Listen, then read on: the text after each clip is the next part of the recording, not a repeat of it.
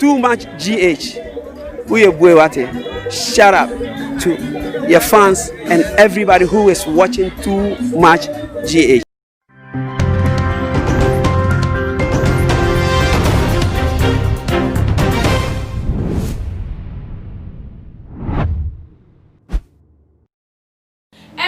For me, my Obibia Aquaba the back to my GH, Emunia Bama song for Messi cow. And I'm the trendy news here, Baba so I feel dear, a Fibia Uncle ye, Ama, or my Ghana pan. Any we are seeing Fanny, Nine near fear, Coba, I say coronavirus, Eddie baby, fire, just a manipa baby, Yama baby,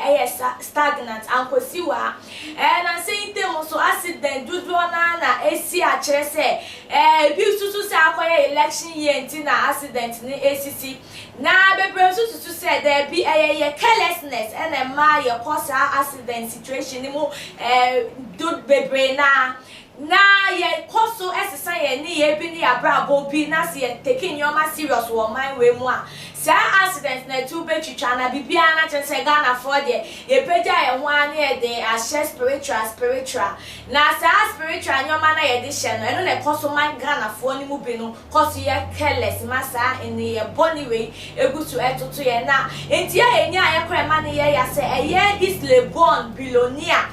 Chese wono wa gini din awoda oye CEO awoda company a friend no Matt Benz group of companies just uko isle gona wa gini din papa because any properties keto na wa or dime properties bebre and some companies ne kwenye baako bebre ye kase so wono so abase wa kwakonya accident ewu atiasefo asase so na ebusuafo any pictures ni accident car na asay korano and that video ni so na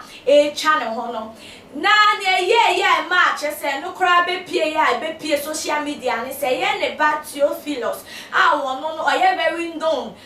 East Legon na social media so oye very known and na chese ko ba say o keep adiewe secret officer wono ko abebe ya wono if you say den ya wono na we lose ne papa na so e ko ba say den obi be hia obi ntino when to me and contain e man ni be jasa information e man papa enya accident say ne aka na ye eni say ne ko ba ya ne papa free eni ni funeral arrangement o ma ye ni na the ababe to social media na ma akoba say si ade akowi ase afa na nyina na dodo na wonni mu no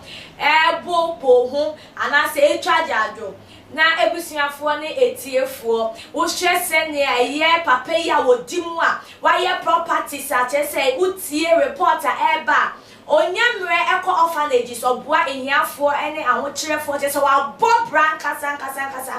na wetumi egu efi atasefo asase so dia na eso wo se eye futuo kese se abrabo bi aye bono ese agidin papa mi busa se edin ben na wo sa don so ya wo hwemi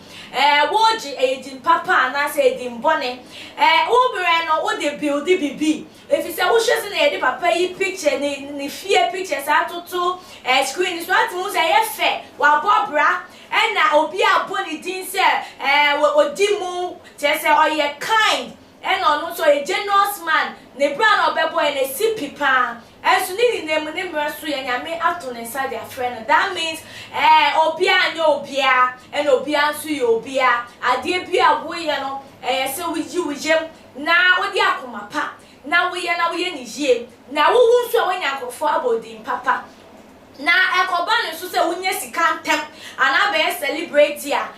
empeja wo so nsi bebia enya wo ana ehu afoforo se wo mo de omunye obia se ekoso basa se wo de ohu afoforo so omunye obia because of ebia nia wanya ana nia wutumi yenti ana edin awaji ana eso hu se ewieye ne asemo no chese wo ambebo bra because se wo peja wo so pe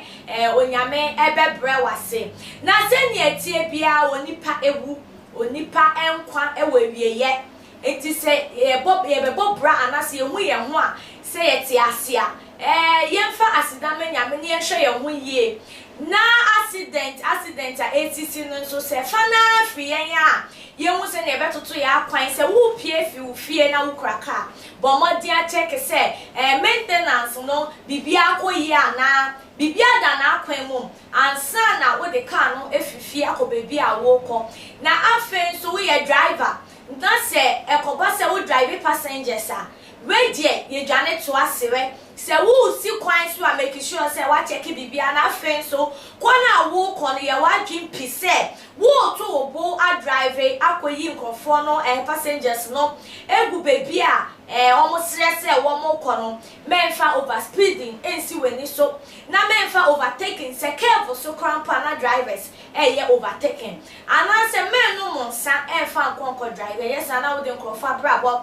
to ensaye mu na sa ye incident we bi si se wo se ye sikafo ekuku danfo nkofo mabo bra ewuwu se ya na wa da wo so efiso wo ni de dawo but obra obeboni din a wobeja ansa na we fi atesefo asase so no enwo hia papa nti na ehwe abrabo ye na yembo ni jie na efutu obi esi efa wo we mu de boy abrabo no nso yemfa etibo na ahwefo wo stress na esi ko ye so wo de fo sikenya why properties ewu sei a chese sikentimi antono sikentimi angene nkwa wetumi ansuma sika ama na stop you owo so mba mefa na chese wo mu se nipa anse hwe wadwen kire wo ho anything adwentie bi a wo na wo da to your comment section wo de amaye na phone subscribe ya bo mo ne subscribe se ni adanda di dwumedie bi atumu a won so won sa ebeka bi eye munia ba mo so for mesika on di dwumedie be so mu aha ene bebe ma me kwan na me di mo asi das na ebesa ehia makwa mo.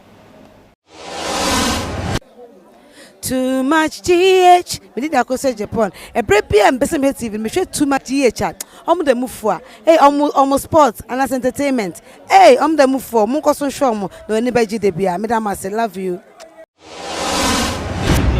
The major prophet kun chacha.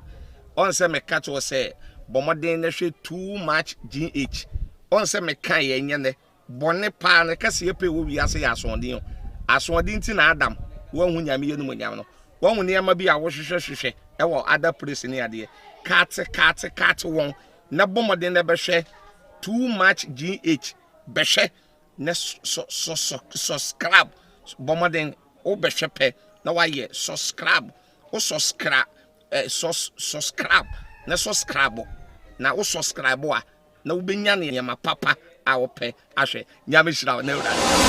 me dey Isaac Odwampo obetun afem the great ampo mbrembren won me kan woni hwe too much GH mu ye too much na me so me ye amo fire.